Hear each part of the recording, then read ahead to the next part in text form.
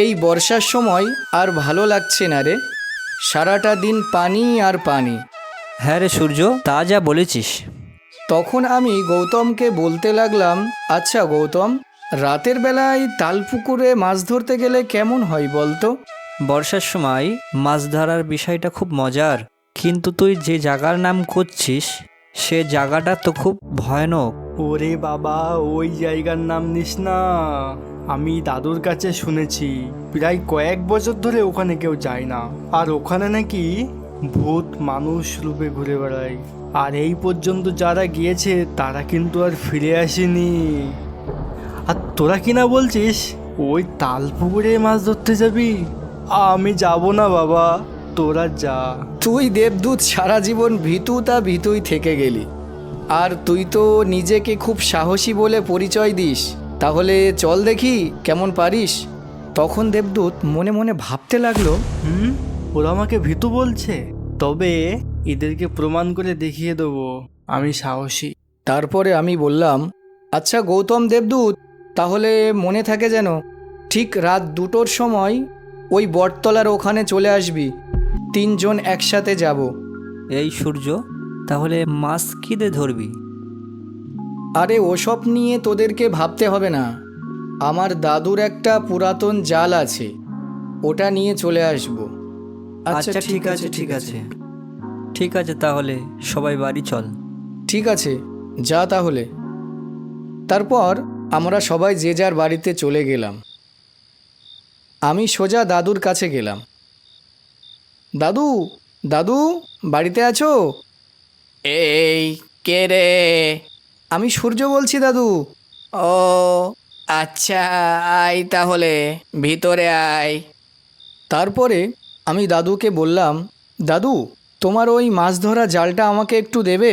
দাদু তখন বলল, কেন রে সূর্য, এত রাতে মাছ ধরা জাল নিয়ে কি করবি? আমি তখন বললাম, কি আর করব, ওই আর কি, তালপুকুরে মাছ ধরতে যেতাম। বলিস কি রে সূর্য, রাতের বেলায় মাছ ধরতে যাবি, তাও আবার তালপুকুরে? না না, একদম না, যেতে হবে না। আর ওখানে মানুষ রূপে ভূতেরা ঘুরে বেড়ায়, তুই জানিস না? কাল সকালে আমার সাথে যাবি। তখন আমি দাদুর কাছে জেদ ধরলাম, না না দাদু, দাও না, শুধু আজকের রাতটার জন্যই তো, দাও না দাদু, না করো না। তারপরেও আমি বন্ধুদেরকে কথা দিয়েছি তো।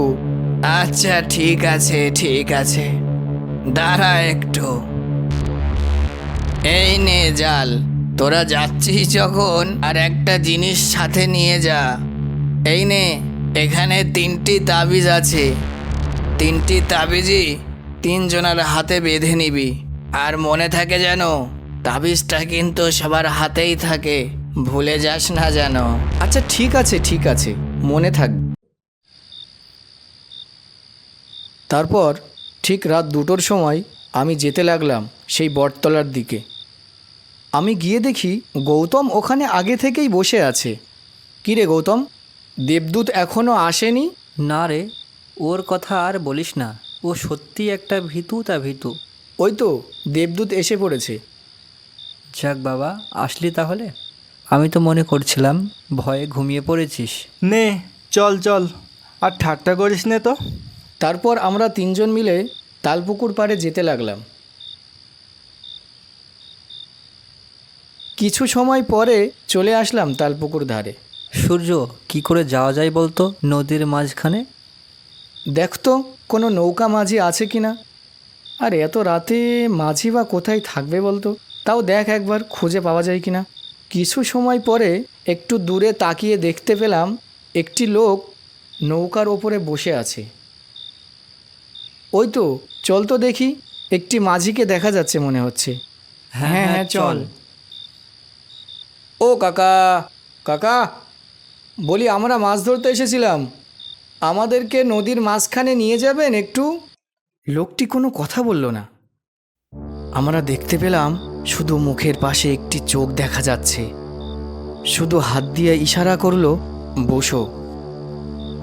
আচ্ছা এই ওঠ তাহলে। তারপরে আমরা 3 বন্ধু নৌকায় চড়ে যেতে লাগলাম। নদীর মাঝখানে পৌঁছে গেলাম আমরা।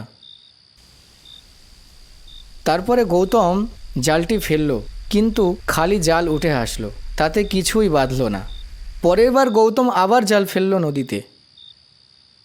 এটা কি? একটি হাত কঙ্কাল আমাদের জালে পড়েছে। আমাদের সবার গায়ের লোমের গোড়া পুরো শুকিয়ে গেছে। আমরা 3 জন মিলে হাত কঙ্কালটি দেখে হতভম্ব হয়ে গেছি। ভাই গৌতম, ফেলে দে ওটা, ফেলে দে। তখন গৌতম ওটা ফেলে দিল। আমাদের 3 জনের ভয়ে গলা শুকিয়ে গেছে। তারপরে গৌতম সাহস করে আবার জাল ফেলতে লাগলো। জালটি তোলার পরে দেখা গেল বেশ কিছু মাছ হয়েছে। সূর্য, মাছ হয়েছে ভাই। এমনভাবে গৌতম জাল ফেলতে থাকলো। এই মাছগুলো কোথায় গেল? কিছু সময় যাওয়ার পর দেবদূত বলে উঠল, গৌতম তুই আবার জাল ফেলতো নদীতে। গৌতম নদীতে আবার জাল ফেলল। আমি এবার খেয়াল করে রইলাম যে মাছগুলো কোথায় যাচ্ছে। কিছু সময় যাওয়ার পরে আমাদের জালে আবার মাছ বাঁধে। তারপরে মাছগুলো আমরা ঠিক সে জায়গায় রেখে দিলাম। আমি মাছের থেকে একদমই চোখ সরাচ্ছি না। হঠাৎ করে দেখি কোথা থেকে একটি হাত মাছটি নিয়ে চলে গেল। আমি বুঝলাম যে এই হাতটা তো সেই হাত যে হাত আমাদের জালে পড়েছিল। একটু খেয়াল করে দেখলাম যে মাঝি কিছু একটা খাচ্ছে। তারপরে আমরা যা দেখি, মোটেও তা দেখার জন্য একদমই প্রস্তুত ছিলাম না। দেখি নৌকার মাঝি নৌকায় বসে কাঁচা মাছ চিবিয়ে খাচ্ছে। আমরা 3 জনই দেখে অবাক হয়ে গেছি। আমরা নৌকায় বসে আছি, আমরা কিছু করতেও পারছি না, আমাদের হৃৎপিণ্ড কেঁপে উঠছে। তখন আমি বলে উঠলাম, কে আপনি? হঠাৎ করে দেখি এক অট্ট হাসি হাসতে লাগলো সে, এবং তার গায়ের থেকে চাদরটি উড়ে গেল। চাদরটি উড়ে যাওয়ার পরে আমরা যা দেখলাম, তার মুখের এক পাশে রক্তেই রক্তাক্ত, আর এক চোখ পুরো লাল টকটক করছে। তোরা কেউ বাঁচতে পারবি না, কতদিন কচি মাংস খাইনি। হা হা হা হা হা, আজকে একটা নয়, দুটো নয়, 3-3টে মাংস খুব মজা করে খাবো। হা হা হা হা হা। আমরা কি করব বুঝে উঠতে পারছি না। তার অট্ট হাসিতে নৌকা কেঁপে উঠছে। আমি তখন বললাম, ভাই নদীতে ঝাঁপ দে। আমরা কিছু না ভেবে 3 জন একসাথেই নদীতে ঝাঁপ দিলাম। এই এই এই, কোথায় যাচ্ছিস? দাঁড়া বলছি, দাঁড়া। তারপর আমরা নদীর ওপারে চলে আসলাম। আমি কত করে বললাম তোদেরকে তোরা আসিস না, তোরা একটাকেও শুনলি না আমার কথা। কোথায় যাচ্ছি কিছুই বুঝতে পারছি না। ভরা জঙ্গলে না কোনো মানুষ, না কোনো পশু পাখির ডাক।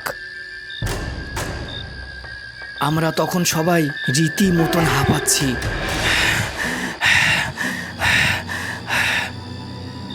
বেশ একটু দূরে একটি ঘর দেখা যাচ্ছে। এই বলি, একটা বাড়ি দেখা যাচ্ছে না? চল তো দেখি কাউকে পাওয়া যায় কিনা ওই বাড়িতে। তারপর আমরা সেই বাড়ির দিকে যেতে লাগলাম। কেউ বাড়িতে আছেন? বলি, কেউ কি বাড়িতে আছেন? কে খোকা তোমরা এত রাত্রে এখানে কি করছো? সে বলল, কাকু সব বলবো, তার আগে আপনার বাড়িতে আজকে রাতের জন্য একটু আশ্রয় দেবেন? হ্যাঁ অবশ্যই, কেন দেব না, আসো তোমরা ভেতরে আসো। তারপরে আমরা সবাই মিলে ভেতরে গিয়ে বসলাম এবং আমাদের সাথে হয়ে যাওয়া ঘটনা সব খুলে বললাম। তারপর এটাও বললাম যে আমাদের দাদু 3টে তাবিজ দিয়েছিল। কথাগুলো শোনার পরে বৃদ্ধা লোকটি বলল, আজ তোমাদের হাতে তাবিজ ছিল বলে তোমরা আজ বেঁচে ফিরলে। তোমরা জানো না, ওই নদীর ধারে একটি আত্মা মানুষ রূপে ঘুরে বেড়ায়, আর রাতের বেলা তোমরা ওখানে কখনোই যাবে না। কাল সকাল হলে আমি তোমাদেরকে বাড়ি পৌঁছে দিয়ে আসবো।